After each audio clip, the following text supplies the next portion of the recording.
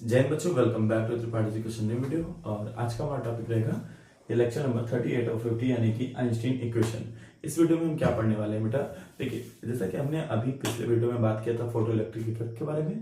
तो photo electric effect अगर आपने अभी तक नहीं देखा है तो आप बिल्कुल देख लें, बहुत ही ज्यादा 10 मिनट का लेक्चर है वो और बहुत ही ज्यादा इंपॉर्टेंट है, ठीक है। और उसको जानने से पहले हम लोग डुअल नेचर भी पढ़ ही लेंगे तो अच्छा रहेगा।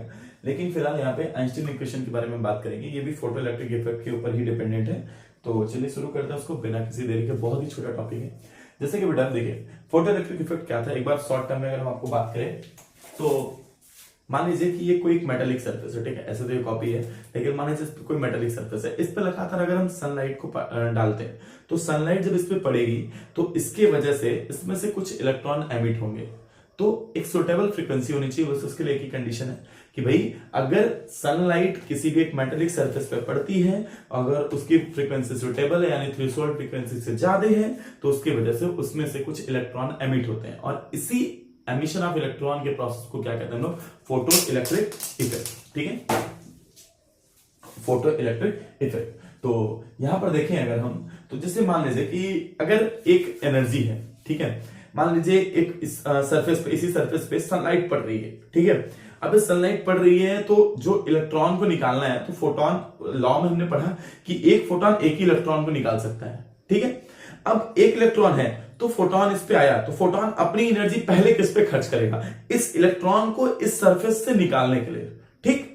तो इस एनर्जी को हम क्या कहेंगे बेटा, वर्क फंक्शन। मतलब the minimum amount of energy which is required for emission of one electron for photon is called work function. मतलब देखिए आप यहां लिख लेते हैं, a part of energy is used to overcome the surface barrier and come out the metal surface, this part of energy is called work function. मतलब metal surface पे आए, मेटल बैरियर को तोड़े और इलेक्ट्रॉन को निकालने के लिए जो मिनिमम एनर्जी चाहिए उसको क्या कहते हैं बेटा, हम वर्क फंक्शन यानी कि एच न्यू, ठीक है।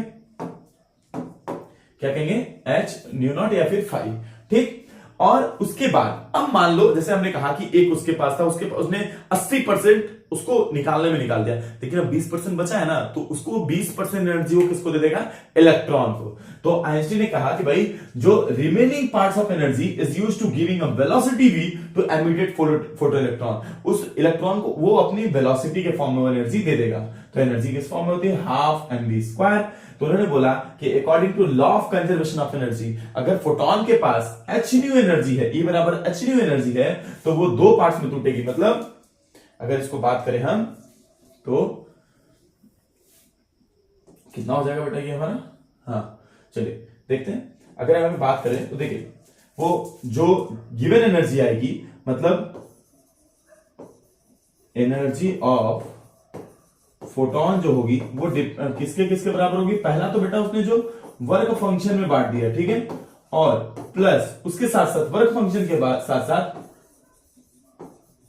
एनर्जी ऑफ इलेक्ट्रॉन के, ठीक है। तो ये कितना होता है एच न्यू, और वर्क फंक्शन कितना है बेटा 5, और प्लस ये कितना हो जाएगा हाफ mv स्क्वायर, और ये वेलोसिटी कितनी होगी मैक्स, ठीक है।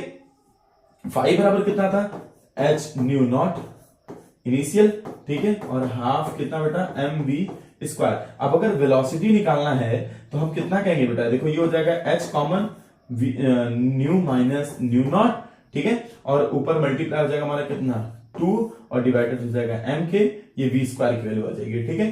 तो यहां से अगर v की वैल्यू निकालना चाहे तो कितना रखेंगे बेटा, अंडर रूट में कितना h,